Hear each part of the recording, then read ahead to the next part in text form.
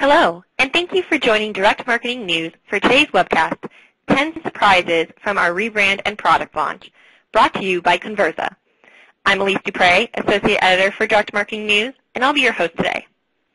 After deciding to change its name from Log My Calls to Conversa, the call marketing optimization platform provider spent months planning and coordinating its rebranding efforts. And although the company hit a few bumps along the way, it learned a lot about what it takes to rebrand a company successfully. In this webinar, you'll learn what are some of the mistakes Conversa made during the rebranding process and how did it rectify them, what are some of the biggest hurdles other companies need to overcome when launching a new product or business model, how did Conversa choose its name, logo, and website design, and what does it take to pull off big projects successfully. With that, I'd like to introduce today's speakers. We have McKay Allen, Director of Content and Communications for Conversa, and Phil Case, Managing Director and Partner for Fluid Advertising. But before I turn it over to McKay and Phil, I just want to go over a few housekeeping items. If you're on Twitter and would like to comment, please use the hashtag DMNWebcast. Also, there will be a Q&A at the end, so please submit your questions, and we'll try to get to as many as possible. If you have any technical issues, please use the question box, and we'll assist you as quickly as possible. And finally, the slides will be made available after the presentation. So with that, McKay and Phil, I'll let you guys take it from here and tell your great story. Wonderful. Thank you very much for the introduction, and I appreciate Phil joining me on the webinar today. So to briefly explain who we are and who Phil is, Phil will take the second half of this presentation. I'll take the first half. As Elise said, my name is McKay Allen. I'm the Director of Content and Communications at Conversa, formerly Log My Calls. We've done a few webinars with Direct Marketing News as Log My Calls. This is the first one we've done as Conversa. And so we thought it was appropriate to talk a little bit about our rebrand and some mistakes we made and things we learned, surprises we had along the way. And hopefully it's helpful for you as you undertake your big marketing projects that are either in process or coming up or that you're considering. Phil, who will take over about halfway through the presentation, he's the managing partner at Fluid. They're the agency we worked with to help us with the rebrand, and they did a great job for us. Phil will, as I said, take the second half of the presentation. So please ask questions. We encourage you to throughout the presentation. So first, I'll just jump right in. Who is Conversa? Well, formerly we were Log My Calls. You probably recognize the logo with the fun little beaver. We renamed in May of 2015, just about 3.5 weeks ago, and we announced a $20 million funding round last week. We're a call marketing optimization company, which means we do basically three things. Number one is we do call tracking, which tells marketers which ads, campaigns, and keywords generate phone calls, which is useful, obviously, right? Then we provide deep call analytics. So we actually analyze phone calls using speech recognition technology and provide things like a lead score, whether or not the call resulted in revenue, whether or not resulted in an appointment. And also, we send that data, thirdly, call marketing automation, we send that data to CRM systems, to bid management tools like Acquisio and DoubleClick and Kinshu and tools like that that allow marketers to optimize their campaigns on the fly with data that our system provides. So if you're generating, your clients are generating any volume of phone calls, I'd encourage you to look at our system. Some of the clients we work with here briefly, you see some big names on there, some of our satisfied clients. So let's get into the content. So we were Log My Calls. We launched Log My Calls in May of 2012. That's 3 years ago now. And we realized as we sold the product and as we marketed the product and wrote about it, that our name, Log My Calls, did not adequately describe our services. Logging calls is a pretty basic concept, right? It tells you when calls came in and who called. Well, our system does that, but it does a lot more than that. As I said, the deep analytics and the automation. The name simply didn't describe any longer what we were doing. And so we said, you know, we need to change the name of the company and rebrand entirely. And we made the determination that now was the time. Here's the timeline roughly. So December of 2014, the decision to rebrand was finalized. January of 15, we vetted various agencies. That was my responsibility. So I started out with a list of about 25 agencies to work with, some of which had been given to me by recommendation, others of which I found based on my research. And we narrowed it down to a final 2 or 3 and ended up choosing Fluid. And then February of 2015, we chose the name and the logo.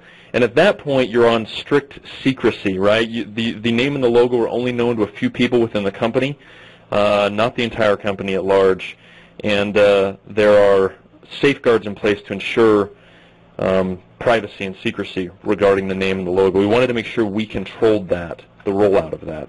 May of 2015, the site was launched. We also acquired a competitor, the call tracking division of CallSource, which is a longtime call tracking company. And then we announced the new brand and everything as well in May. So what things did we learn along the way? What surprises were there? Well, the first one, this was a surprise for us. We wanted to make sure that we controlled the message, not just outside of the company, but internally. So you had people working at our company that had been here for several years that were used to making sure that they said log my calls whenever they answered the phone, and their voicemails said it, and their Facebook profiles say it, and their LinkedIn profiles say it.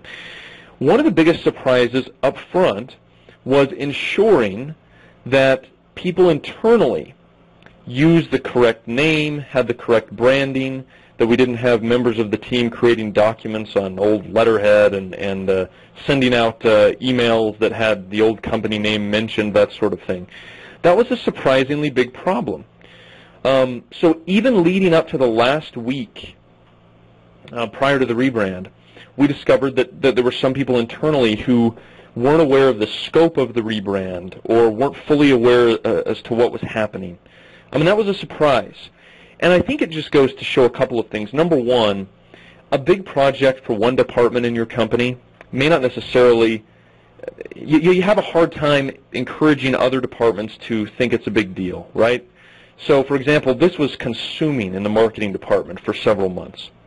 But on the operations side, it was another project marketing was working on. They didn't grasp the scope of it. So we had to be extremely explicit and upfront about exactly what the scope of this was. That this was rebranding the company, that the checks were going out from a different company, that every email and every phone call was going to be branded differently, that our tools and our systems needed to be rebranded. So it was an all-encompassing effort. And I think sometimes in departmental projects, we assume that other departments care as much about our projects as we do. That's not the case, and that's one thing we learned up front. Second was we knew we needed to remember the small things. So I'm a huge sports fan, and one of my favorite times of year is March Madness, right, where the committee gets together, they choose 64 teams, 68 teams now, but whatever, 64 teams to get together and have the March Madness bracket. You probably do office pools with this. Well, I heard an interview with a member of the selection committee, on the committee that selects the teams to appear in the bracket and where to put them. And he said, you know, my biggest fear, and everyone's biggest fear in that meeting, isn't that we'll incorrectly seed a team, right? Put a 10 seed maybe where a 12 seed should have been, but rather that we'll just plain forget somebody. So they'll forget the top, you know, the 8th ranked team in the country and just totally forget to put them in the tournament as an oversight. He said it's horrifying. You just hope you're remembering everything. And that's how it was for the rebrand. We knew that we would forget certain things. So, for example, the Log My Calls product was rebranded as Conversa for call quality monitoring. It was a product. We basically changed the color and the logo on our application.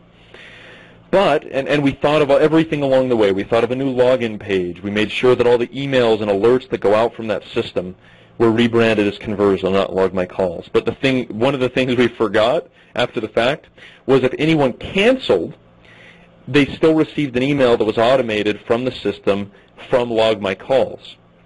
And so the cancellation piece was a piece we had totally forgotten. Now, did it hurt us in the long run? Not really. But it's just those little ends that have to be tied up that you do forget. There's a lot of small details there. So no matter how hard we tried, no matter how many meetings we had with various departments, we knew we wouldn't be able to think of everything. That there would be, and this was something that we had to just sort of accept, right? It's a logistical impossibility to change every reference to our company name on the exact same day. It's just not possible. And so if you search right now, you can find Log My Calls stuff still out there floating on the web. We've redirected that traffic to Conversa.com, but there are still stragglers out there. We knew there was going to be some system or some piece of content that wasn't rebranded. That was frustrating, but you know what? Sometimes in life you learn to deal with frustration, I suppose. Choosing a new name. Now, I want to spend a little bit of time on this. So as I said, the chief problem with the Log My Calls name was that it didn't describe adequately or accurately what we did. Log My Calls was a good brand for us for a long time, for 3 years, but it was kind of cartoony. We had the little cartoon beaver that traveled with us to trade shows and made us stand out of a technologically savvy pack. But it was a pretty cartoony brand that made us feel like a startup, but maybe not quite a grown-up startup, if you will.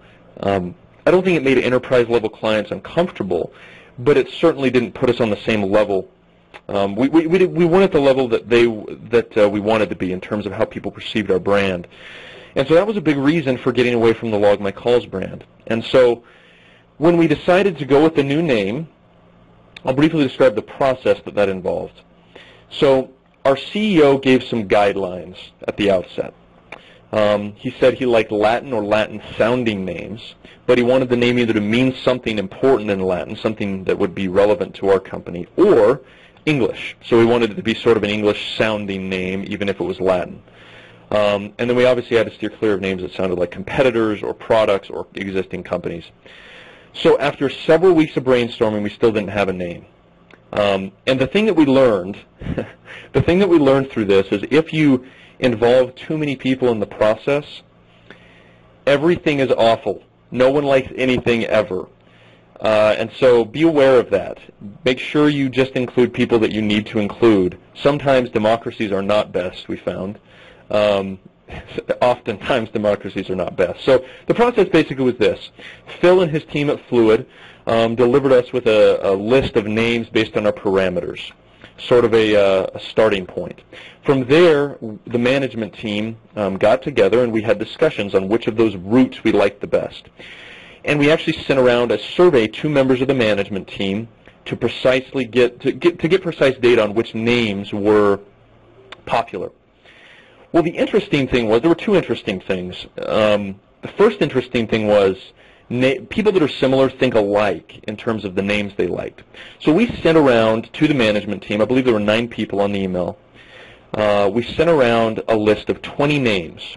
And we had each member of the management team independently rank those 1, 2, and 3. So pick 3 of the 21 and rank them. Well, the president of our company, who's a sales guy at heart, and our vice president of sales, who's obviously a sales guy at heart, they literally chose the exact same 3 names of the 21 in the exact same order. Our vice president of marketing, our senior vice president of marketing, and our senior VP of technology chose the exact same 3 names in the exact same order. And then another member of our team and our CEO chose the exact same 3 names in a slightly different order. Long story short, people who view the world in the same way chose the same names in the same order. It was interesting. The second thing we found, though, was that a couple of names started to stand out of the pack. There was a Latin root called Verta, which is, I believe, Latin for power, that started to stand out of the pack. A lot of people like that name, Verta. Well, there's a lot of companies out there, mostly financial companies, that have the word Verta in them. And so we knew we couldn't choose that. So what we did is we sent the top 2 or 3 choices from the management team to the companies. We basically had the company polled about which names they liked. And that was a poor decision. That was a very poor choice, because when you open it up to 60, 70 people that are employees at the company, man, you get a lot of opinions that don't necessarily, what's the kindest way to put it? You get a lot of opinions that aren't necessarily useful at that point in the naming process. We should have done that earlier or not at all.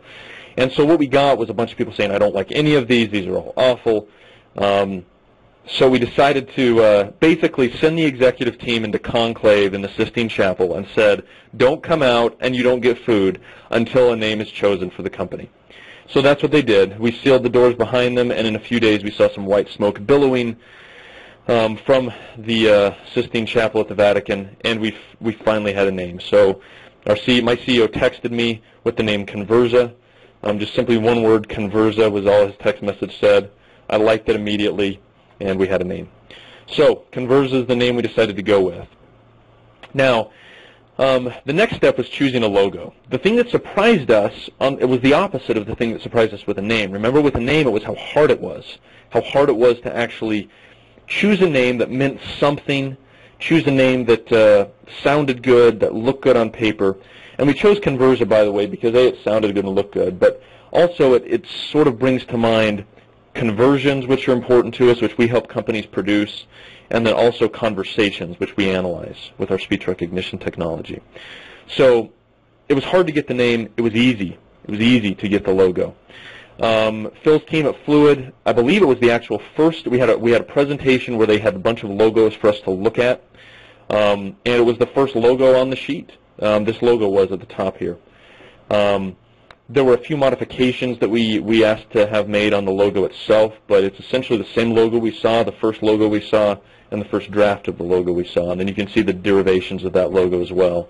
The muted color, as well as sort of a badge, and then the complementary color scheme. The step for that, Fluid had this down to a science, so compliments to them, Phil and his team. The process was very simple. They had us choose a color palette. We really liked the burnt orange and the grays and the blues.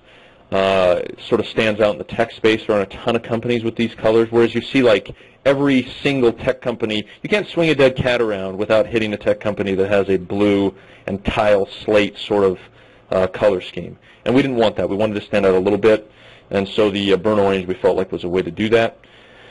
Then we had a logo meeting with them. As I said, they presented several logos with a few very minor edits. We had our logo, and at that point, the most challenging work, I would say, of the actual brand itself was completed.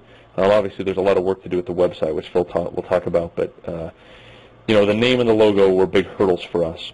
We presented the logo and the new name to the company, and every employee at the company loved it.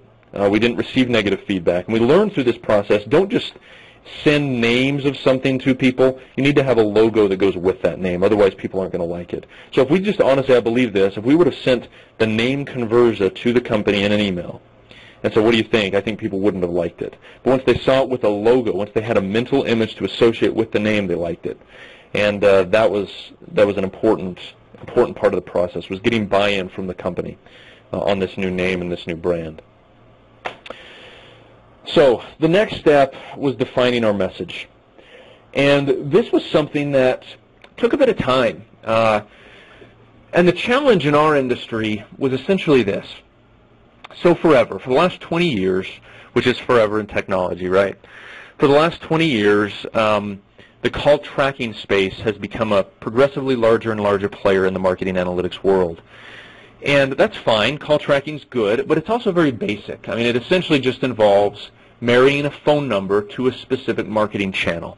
So if you're doing direct mail, you throw a phone number from a call tracking company, a local or toll-free number, on that direct mailer, and we can tell you precisely how many times that phone number was called. That's basic call tracking. That's basic call logging.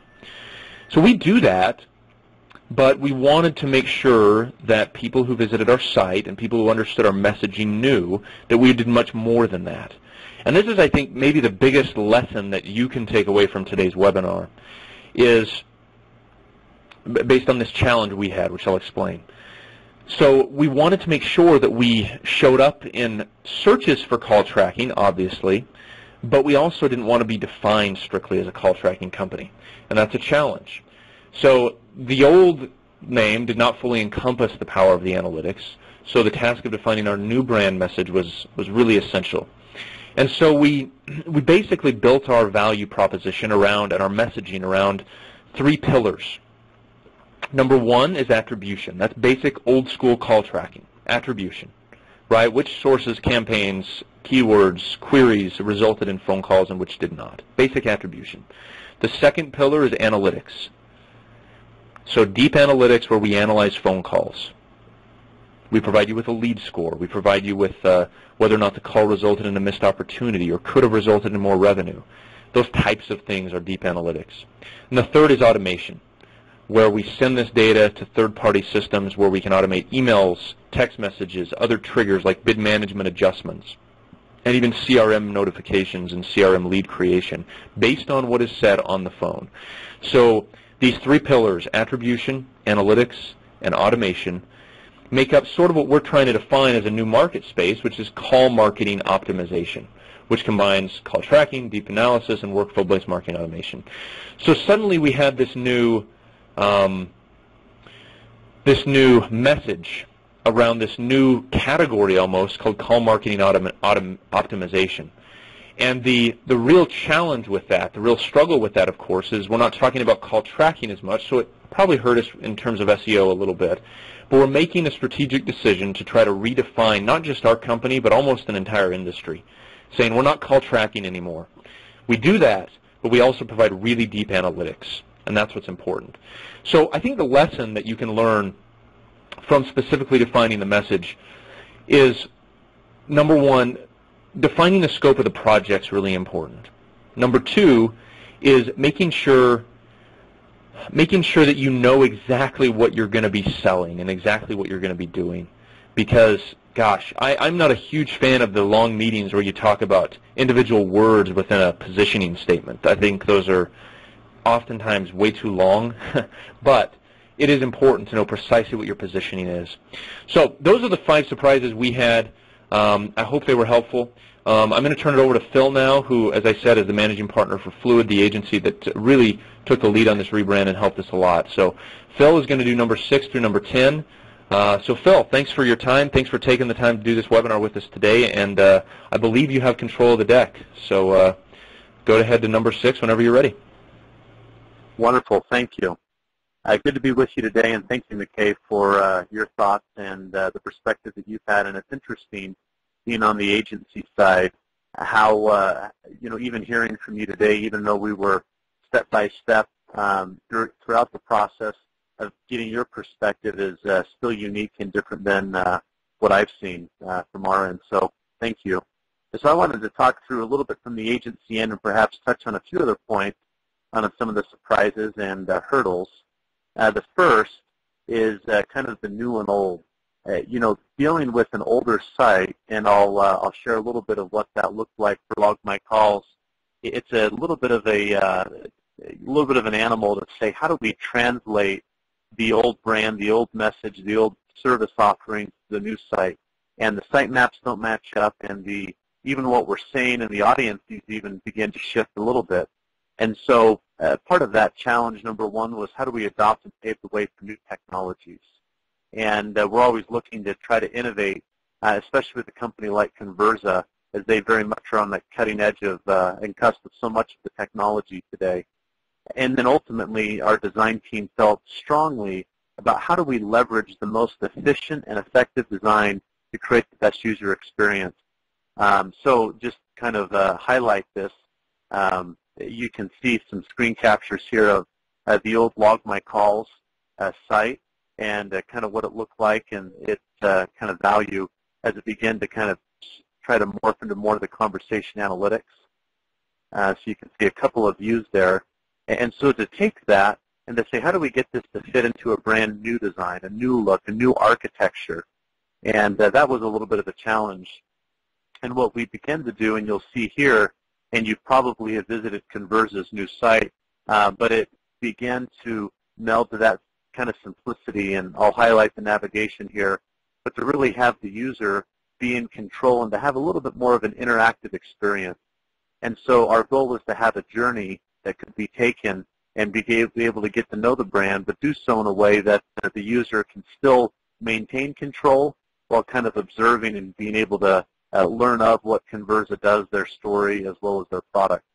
And so just a couple of different views, of the new home page and even one of the new product pages or solution pages. So I think that hurdle in kind of the weeks that we were in kind of heavy design was overcome, and it was a team effort, and McKay and his team were very cognizant of the type of technologies that they preferred and liked and didn't like.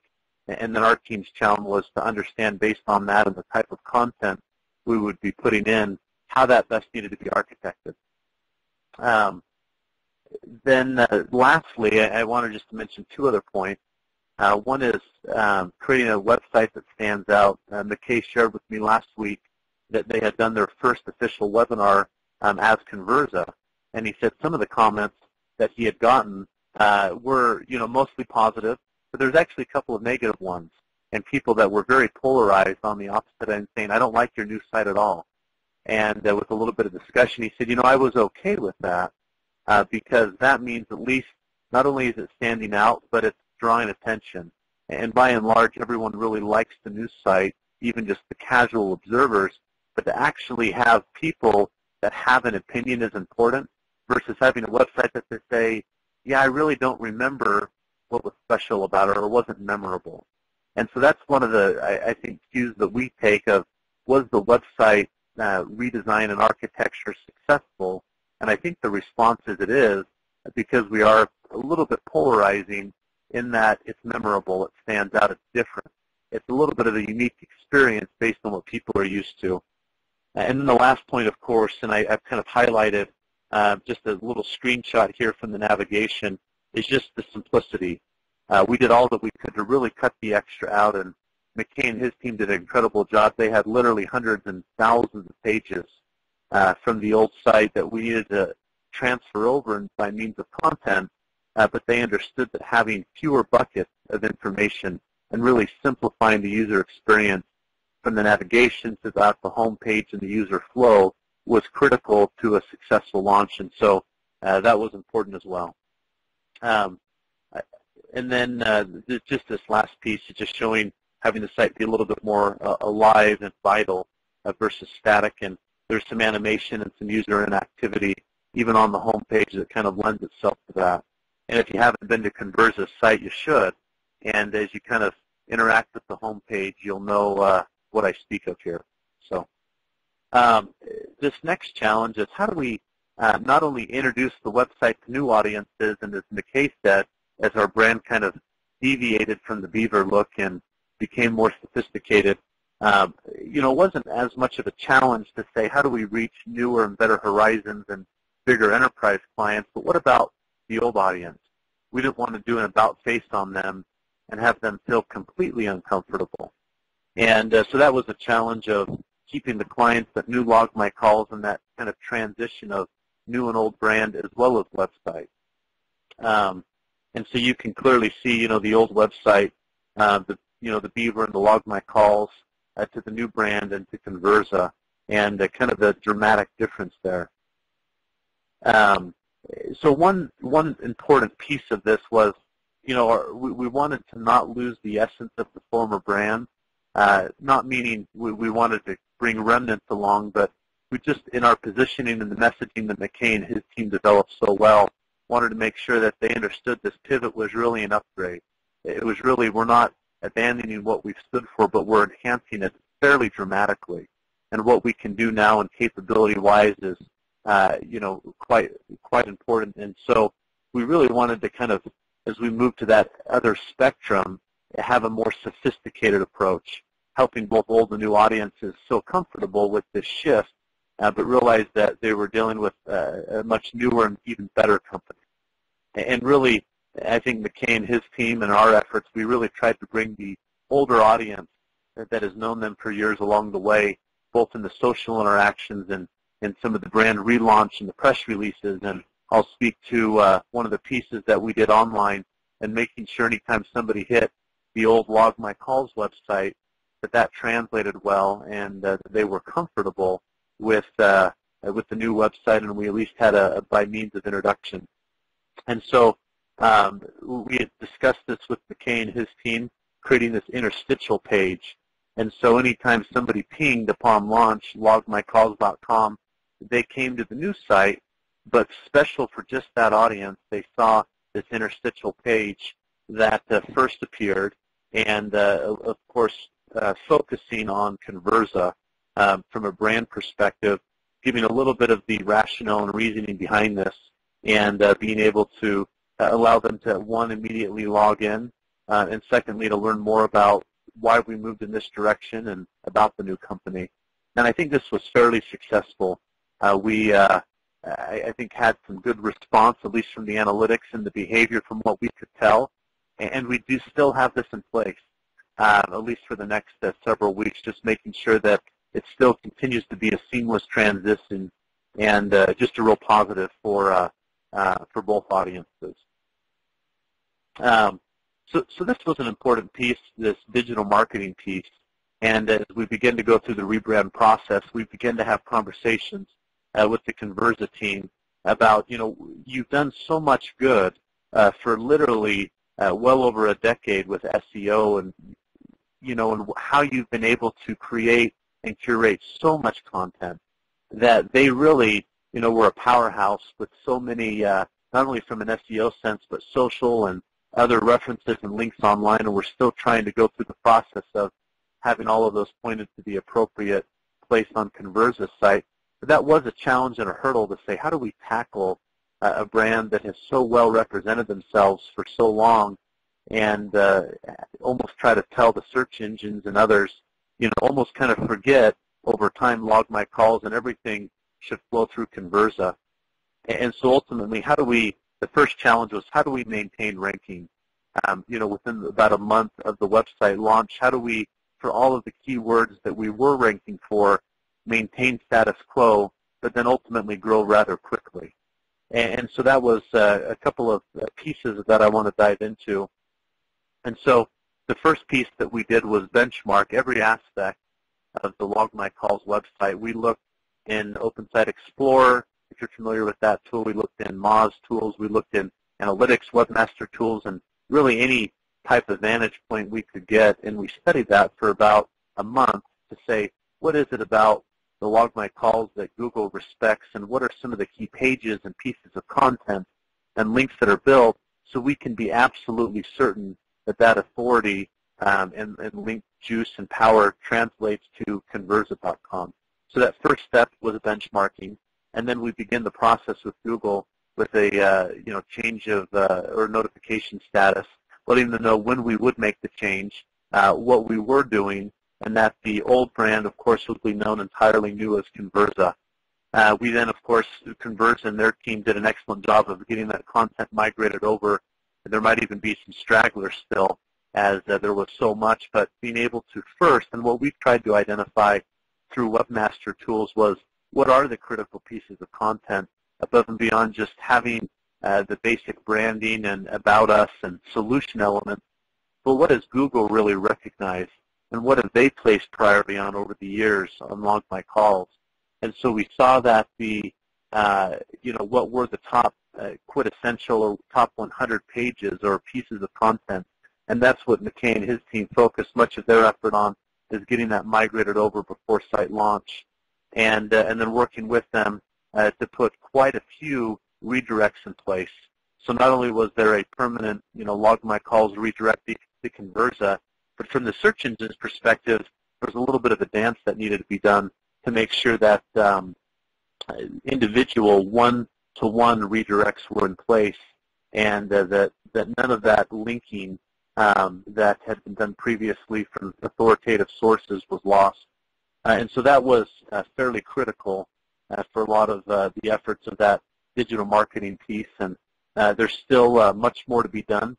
And that's one of the things that we're continuing to work with McKay and his team on, with certain keywords that are important to them, and then new ones now with the Conversa brand that they begin to want to own. So you can see that, Log My Calls, that was a key piece as people search for some of the branded terms, that they immediately begin to recognize Conversa as appearing number one. And then the Conversa site, just the way that it was built out in the sitemap recognized by Google, XML, as well as HTML, that played well, and that we were able to, kind of increase our actual real estate in the search engines. So a couple of key points there. And then the last ones on this point is, as we talked about, both the new content creation and promotion, and just really seeing what the competition, as they've kind of gone to greener pastures and they compete even with larger companies now that offer some similar solutions, understanding what these new competitors now with bigger audiences have gone after and focused on, and being very competitive in that space and being able to match and ultimately exceed their strategy and tactics. I want to move on to number 9. This was sure a fun one for us, was really being able to leverage motion graphics to tell that story. And it was interesting with the Convergent brand. There was already several videos that they had created, and they, part of the challenge was to say, how do we translate that to be the new brand, to have the new feel and the new tone and style. And it was interesting. McKay and I had discussions, weeks prior to the launch as we begin down this road.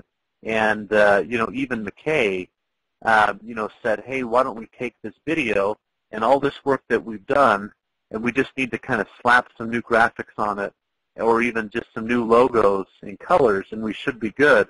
But even as we got into that process, we found that not all of that translated through exactly, and that it took a little bit more finesse and work and kind of restructuring of a lot of the brand assets and the visuals that they had created, especially on the video front. And there's several key videos that we, at the end of the day, kind of hit the reset button on. And, of course, working with their team on the messaging and making sure that we were accurate in how we told the story, our team went to work and began to say, how do we effectively leverage new technologies, new mediums, and new channels. And really the goal with this motion graphic animation piece was giving the user a more immersive experience on the new brand. And it wasn't so much about you can come to the site and click around and read what you want, but really trending today, especially with technology companies, was allowing the user to begin to have a more interactive experience, as we mentioned previously, and that was a key piece.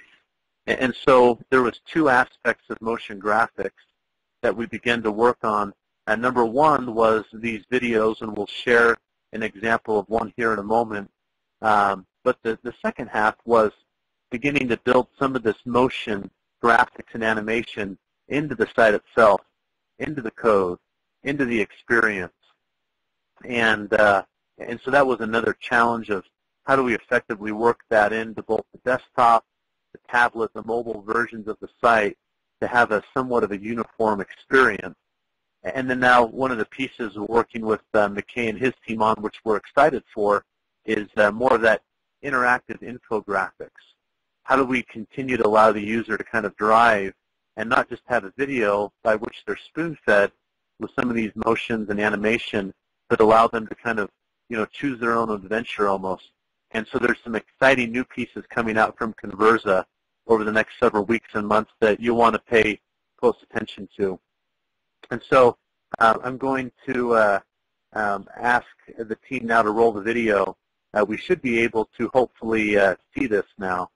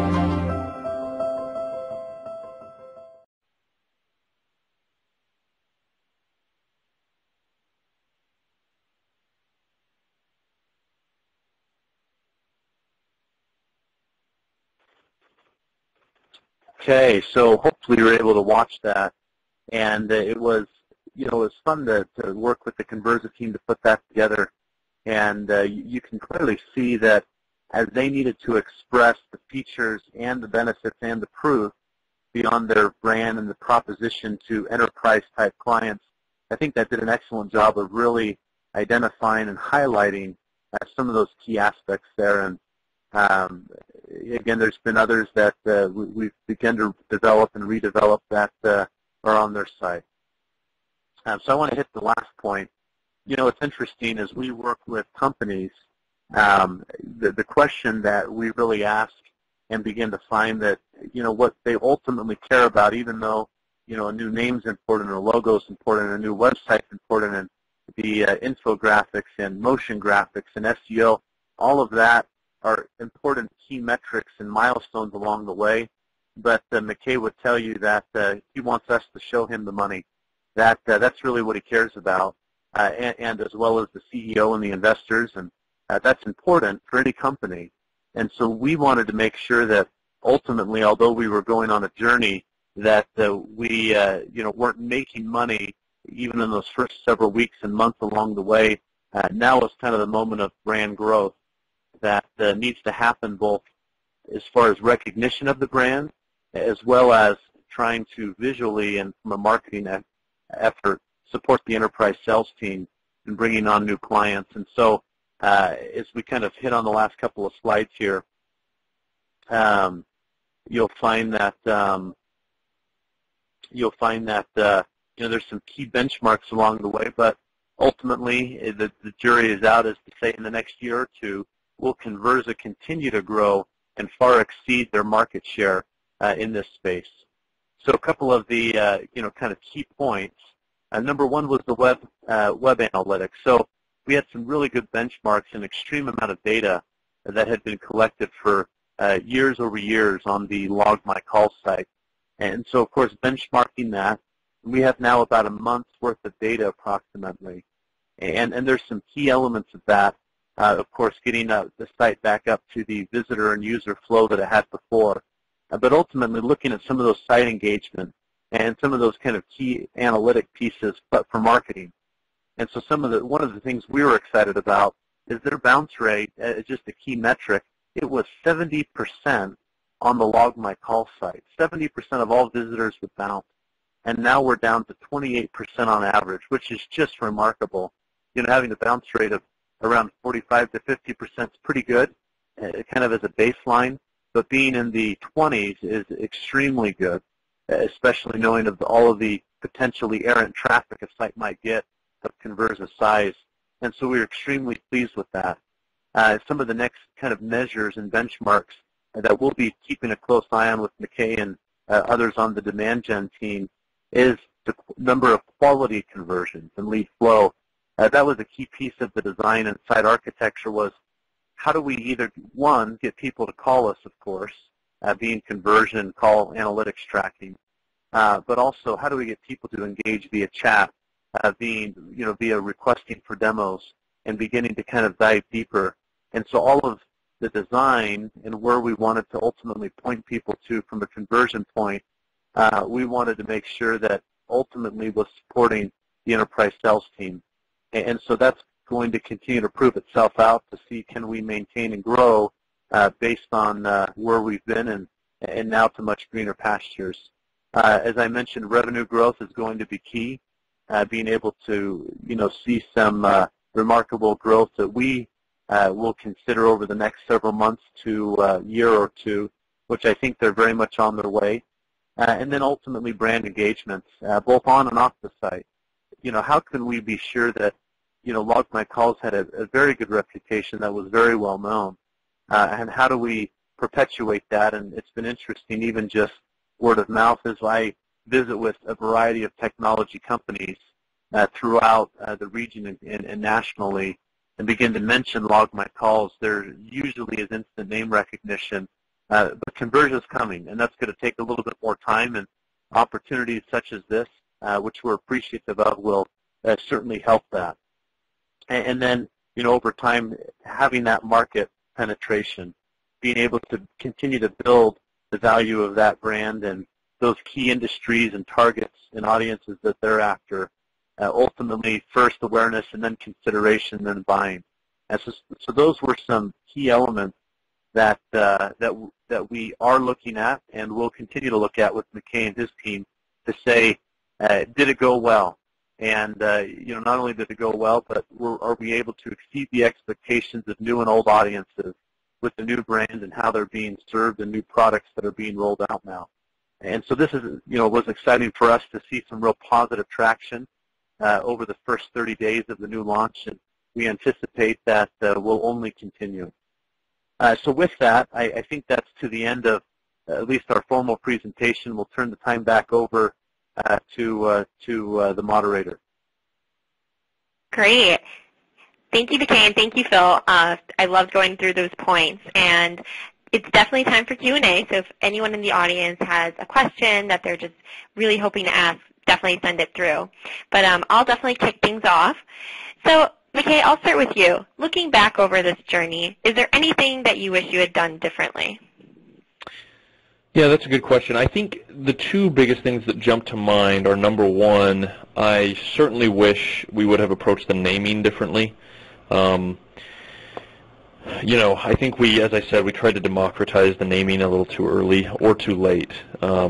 We did it at the wrong time because, like I said, if you send 70 employees just a bunch of names, everybody's going to hate all of them.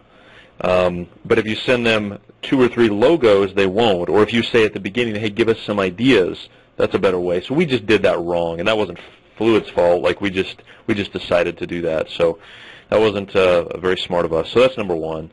And the second thing I would say, and this I think can be applied to every marketing project or every campaign you're running, is you've got to have extremely clear deliverables. Everybody has to know exactly what they're doing. And there were times where maybe we would not get Fluid something when we were supposed to. We'd miss that by a day or two, or when we'd expect to see something from Fluid and not see it for a day or two based on maybe something we had messed up on the front end. So I think it's just very clear to keep everyone on task and on timeline is the other thing I would say. The only other element I would mention of the whole journey that was really interesting was, and Phil mentioned this I think in point number 7 of his, which was, I believe it's better to be interesting and perhaps slightly controversial than boring. And that's going to upset some people. And honestly, the webinars we've done the last couple of weeks, we've had an incredible amount of feedback about our new website. I'd say 80% of it very positive, like, oh, I love it. I love the new site. But we've had 20% of it, maybe slightly less than that. Oh my gosh, I hate your site. It's awful. I hate it so much. I'm fine with that. Like, I'm totally cool with that because I feel like it's better to be interesting than it is to be boring. So you're never going to please everyone. You just hope you get everybody's attention, which is what we were going after. So, yeah, those are the things I would say we've learned. Fantastic. One attendee wants to know, did you capture feedback from any existing customers and or investors before making the final decision on the new brand? Yes, that's a great question. So we did 2 different things to people outside of the company. So yes, we talked to specific customers, and then we also talked to our investment team. But then the other group that we tapped for wisdom is, and I've mentioned this before, but we host a webinar series of our own. We host webinars every Wednesday and Thursday with partners, with large agencies, with other SaaS platforms and providers. And this has given us not just great webinar partners and great content partners, but also a great network of people to leverage. So I send it out to probably 70 or 80 people that I would say would be influencers, substantial influencers in the marketing world. And we were able to get really great feedback. And the really interesting thing was their feedback on the site was similar to the public's feedback, which is I'd say 70 to 80% loved the new site, but we had some people be like, oh, I don't like what you've done here. And so it's important to get feedback, but you also have to be clear on your vision as well during that process, because you don't want to let feedback sway you too much, especially when it's just subjective feedback, when it's opinion. If it's data, you need to listen. If it's subjective opinion, you need to weigh how valuable that actually is compared to your subjective opinion. And so but we did get feedback from everybody in answer to your question. Yeah, speaking of kind of having a clear vision, you guys seemed pretty certain that now was the time to go through with this rebrand. So I'd love to hear a little bit more about that. How did you decide that now was really the moment to change? Well, we'd been putting it off, to be honest with you. We knew it needed to happen for quite some time, but we also knew that it was going to be expensive, and we knew it was going to be time-consuming and all-encompassing for the company. I mean, everything else in marketing sort of grinds to a halt when you're doing a project of this scope. So, I mean, you're not generating as many leads for your sales team. You're not doing the other work that you're supposed to be doing with as much detail and with as much precision. So, you know, we'd known we needed to do it for quite some time. It was just a matter of when to do that. And so we said, you know what, let's just do it. So I don't even know, I can't remember honestly what the tipping point was, other than I know we were in a management meeting and we just said, we need to just do this. It's time to do it. We can't put it off any longer. And we were starting to get some feedback from some of our enterprise clients, and as well as some of our prospects that were enterprise, so major Fortune 100 companies that were considering using us, who they weren't like saying we won't use you because we don't like your logo, but they were, you can tell when you're talking to someone when they are trying to determine if you're legitimate or not, a legitimate company, and when you have a cartoon beaver as your logo, maybe you're not as legitimate as somebody else. Was sort of the vibe we were getting. So we decided to kill our cartoon beaver. Now, just going back to your last point, what are some tips that you can provide some of our attendees, you know, to really convey, like you said, that this rebranding is going to be a positive thing and not just really extra work for employees? How can you convey that internally? Yeah, that's a good question. So internally, the thing we tried to stress is how exciting this was and how big of a deal it was. We also gave every employee a bunch of swag, you know, T-shirt, socks, ties, you know, with the new logo and new branding, so that helps. But the key is, I mean, I think internally most employees knew it anyway. I mean, most employees were aware, yeah, our current brand isn't terribly great, so we should probably change it. So I don't think there was any pushback internally with actually changing the brand. I think there was some confusion, which is probably my fault, about the scope of it. So we had some people in our accounting department, for example, who said, oh, we're actually changing the company name, we're not just changing the product's name. Yeah, we're changing the company name, which means your checks need to change, your credit cards need to change, the bank accounts need to change. I mean, all that needs to change. And so that was, I think, the biggest problem. But there was no problem getting people on board to actually do the rebrand. It was just helping people understand the scope of the rebrand, if that makes sense. Absolutely. I want to hop back to this idea of how you can have kind of too many cooks in the kitchen when doing a journey change like this. So what kind of qualities did you look for when really deciding who would be a part of the decision-making team? Yeah, so I'll let Phil speak to that as well on his side. But on our side, we really tried to keep it to the management team, which included the C-level folks and then essentially me and another marketer, and our director of demand generation. So there were basically 6 or 7 of us who made the decisions, and then once the logo was decided and the name was decided, it was essentially me and another person on my team. We felt like there were too many cooks in the kitchen if we sent every iteration of the site to our CEO and our president and our senior vice president of technology to edit. At some point, even if there are people above you, we just didn't feel like it was a great use of our CEO's time to look at the site every day. And neither did he. He was comfortable. He trusted us enough to let us do it. And so it was essentially me and another guy that works on my team who made the decisions relating to the site and to, you know, the finer points. So I don't know how you most appropriately make that decision, but I think that the line is, if you're having a hard time making actual decisions, you've got too many people involved. That's when you need a dictatorship. So that was like a very authoritative thing I just said there, wasn't it? But that is really when you need a dictatorship, is when you're having a hard time making decisions, you need someone to make a decision. And so, like, for example, if you're going to Disneyland with your family, you don't want to wait with 20 people by the front gate while you decide what to do for a half hour. Somebody needs to be like, we're going to Toontown, and we're meeting Mickey. That's what we're doing. That's kind of what we had to do with the site. Yeah, Phil, did you want to touch on that? Yeah, from the agency perspective, I mean, we've been through this process enough, and I don't know if McKay remembers this, but on the beginning, the naming is one of the most difficult things, and we know that both in the naming and the logo and some of the website initial concepts, our typical recommendation is get as small a group as you possibly can. We actually prefer closer to 3 or 4. that have to be involved in the decision and forget everybody else. And then once you get to a point of presentation where they can kind of see a little bit more down the road in the finished product, present to them. And so what McKay just described is spot on, is to say, let's get as small a group as possible that needs to be influential in this process, only deal with them, and then from that point, people can buy in. I found that once we got past naming the logo hurdle, that the website came together so quickly because it was really just McKay and one other, and that went much smoother, not only than other parts of the project, but than most companies, because I think McKay and his team did such a good job of saying we're delegating all responsibility and decision-making to one or two individuals, and that allowed us to really hit the deadlines that came rather quickly. And so, yeah, getting a smaller team that have to be a part of that, and then only expanding for really just buy-in versus just approval. It's more of, here's what we're doing. Let me know if you have a concern, but this is what we're going to do. And that's usually the best approach to take. Yeah. I'd really love to hear how you guys really were so much so on the same page throughout this whole process. I mean, it really seems like you guys were coordinated since the beginning, which I think is important for both a company and an agency. So I'd love to hear from both of you. How did you manage to, work in tandem so well throughout this process?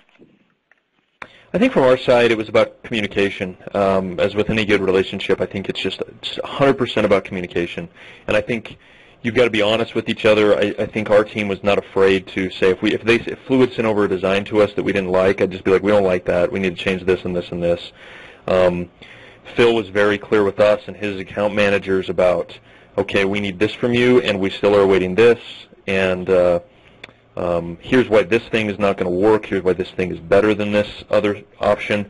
So I think it's honestly just about being open and being direct, not inappropriately direct, of course, not rude, but just very clear, very direct. Here's what we need, and here's what we are asking for, and thinking it will look like. So I'd say that's on our side, Phil. What was important? What would you say? And I think that, and just the relationship overall, there was a kind of a mid-project, not lull, but where we reached out to McKay and his counterpart, and myself and our account manager just went to lunch. We talked a little bit about the project, but it was more of just a check-in. Hey, we'd love working together so far. We're excited for what we've done. But I also kind of warned them during that lunch to say, this isn't our first rodeo in regards to website relaunches, and we shared with them this is going to be a little bit painful over the next couple of weeks, and being honest in that regard and saying, this isn't, this next little bit might be a little bit more difficult and time-intensive and consuming than other parts of the project, and we just want you to understand that. And a little bit of forewarning, I think, was helpful. And then there was even a moment, just literally 4 days before launch, that we needed to get a video done, and getting the graphics in place and kind of everything approved for how it should look and flow. Once that was received, a video that typically took about a week and a half to animate and make motion, we had about 3 days. And we worked rather quickly, and with conversations with McKay, it was clear it needed to be done. And I think it's just respecting one another and knowing that this is so important to them and their brand, and we by all means, need to put every effort into it, which is what we did. So I think that mutual respect, open communication, that almost kind of hey, just as a heads up, this is what we see on the horizon. Expect this over the next couple of weeks, and I think that allowed both parties to be on the same page. Fantastic. Well, unfortunately, that's all the time we have for questions. So thank you so much, McKay and Phil, for taking the time to answer them. And thank you, everyone, for joining us today. Make sure to look for an email with a link to watch the webcast on demand. And again, the presentation will be made available. So this concludes our webcast. Oh, go ahead.